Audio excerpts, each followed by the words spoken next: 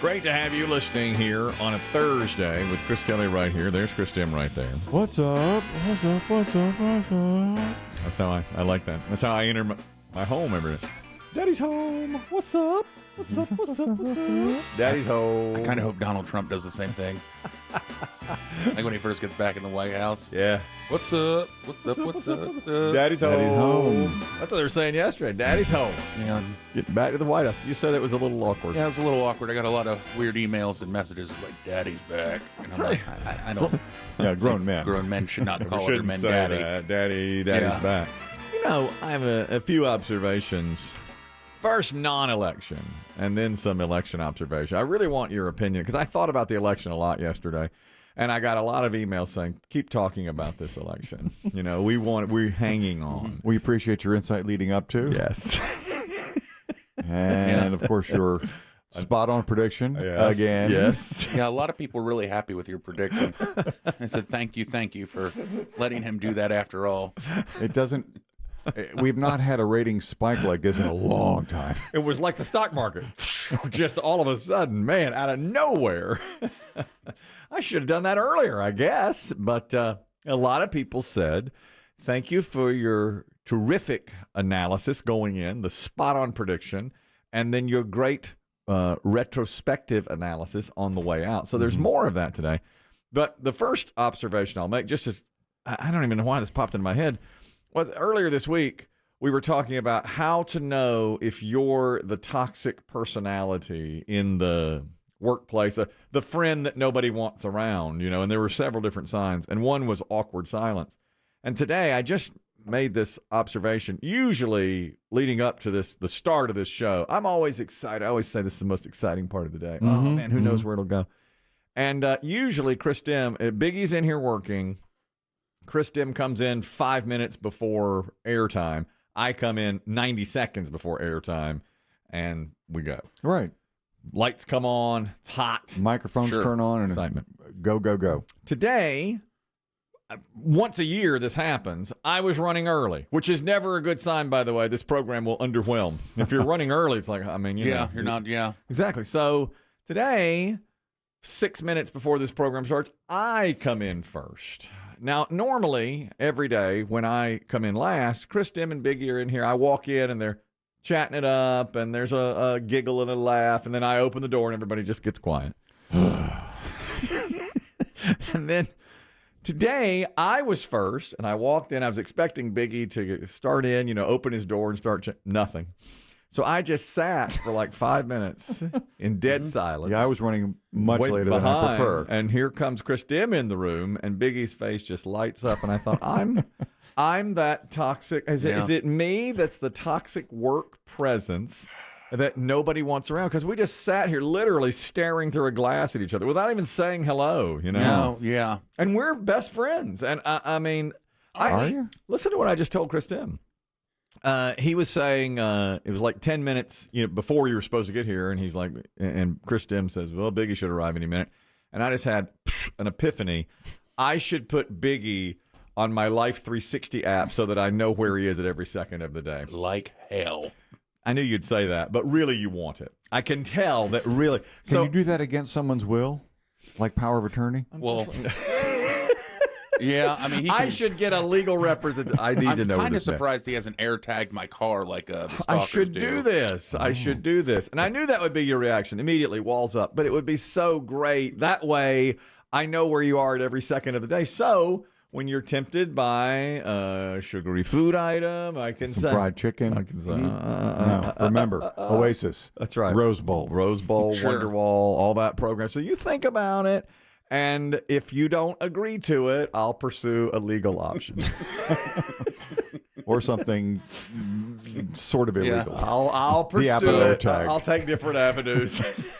But I need to know where you are at all times. We're best friends and accountability buddies. I don't think you're going to be able to hire BB Shea to shinny under Biggie's car. I don't think he'll fit.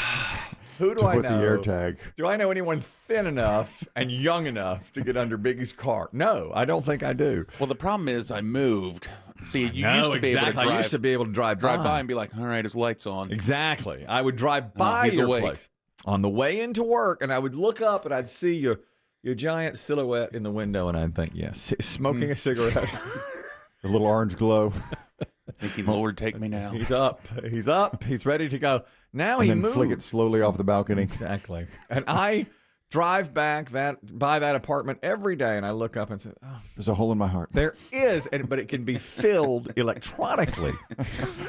Technology. Thanks to Apple. Yeah. We can fill that void. With a little Apple AirTag. Won't you fill that void for me, Biggie, without me having to go around your back and do it and have BB Shea shinny under your car? That's the last thing we wanted. And for anybody, he doesn't want to get under that. No, he doesn't. He really can't. No. But he'd do it for you. He would. I would tell him. See, he's still at the point where you could do that to him. I'd like to have you on my Life 360 at BB Shea. He'd do it. Yes, but I want you on my life because Yeah. you and I, there's a connection, there's a bond.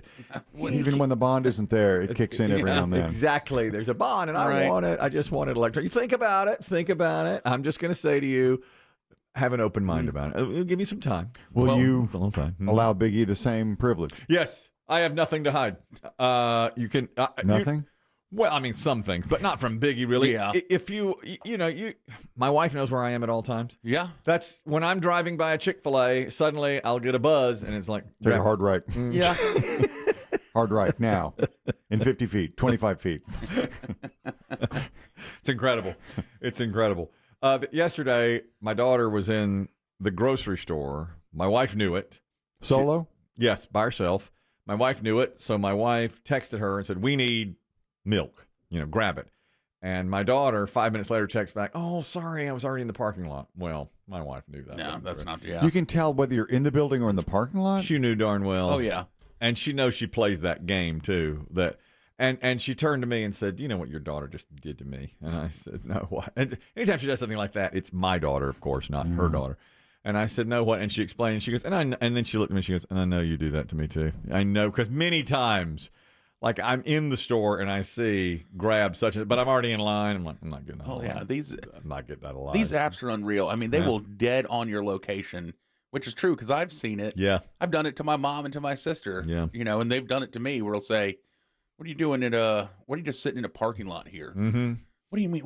How'd you know? I'm getting my life together. Yeah. That's what I always say. Why are you just sitting in the parking lot? Thinking. I'm thinking about stuff. Give me a minute. Sometimes you don't want to go right home. Yeah. Sometimes you want to sit in the parking lot for a little while. Just think about Just stuff. think about stuff. Get your life together. But if you're in a store, it'll put you in the It middle of will. that store. It will. It's true. interesting. Yeah. I mean, it's really Oh, yeah. good. He's right. I had no idea it was that specific. Well, and then today, this is technology based as well. I noticed the guy that drives the Tesla here parked next to me again today, so I'm going to time it so we walk out together. All right. I always like it when I'm next to the That's Tesla. exciting. It is pretty Yeah. exciting. I know, because I get to I get to watch him pull away without any sound. I'm just like, Yeah. I'm all about that. Me. That's my thing. I'm really into that. You've seen the back doors open on that thing, right? Once. Yeah. Where it opens like it's the T doors. Couldn't believe that thing. Not since the DeLorean have I been this impressed with a I'll car. tell you this about his Tesla at least. Don't park too close to it because there's been a few times I've walked out and those doors just open on their own. Oh, yeah. Really? Look, a few bugs in the system. Yeah, because I've had to text him before and be like, your back doors are open. Yeah. One time he And couldn't. he's like, oh, crap. Yeah, they open on their own. Yeah. You're right. I was hanging on every word of Kamala Harris's concession speech yesterday. When did she finally deliver? I think I saw it around 4:30 Eastern. At least quarter after late, 4. yeah. She should have. I felt like by the morning, but she didn't get out there till after 4. They said 4 o'clock Eastern, and it turned out to be like 4:15, something like that. And she conceded, but then said to President Trump, "Make sure you're the president for all Americans." I spoke with President-elect Trump and congratulated him on his victory. I also told him that we will help him and his team with their transition, and that we will engage in a peaceful transfer of power. While I concede this election, I do not concede the fight that fueled this campaign. I had a lot of thoughts about the election yesterday. When she called, Mr. Trump said, "Can you hold on? I am calling to congratulate myself. I have already conceded on your behalf. So I'm going to put you on hold." Oh my God, that would be the ultimate power move, wouldn't it? And He calls her. Go ahead. I'm waiting. He calls her. Yeah. Who's this? I'll just leave you on speaker. I'm on mute. You concede when you're ready. I probably would have left her on hold too for just a minute. I mean, because yesterday was like his rest day. They said, he was relaxing, but I would have, even knowing like she's going to call at 4:15. Yeah, I'd have let it get 3 rings deep at least. Who's this? Hello. How about when she starts? I didn't recognize the number. Baron, put your dad on.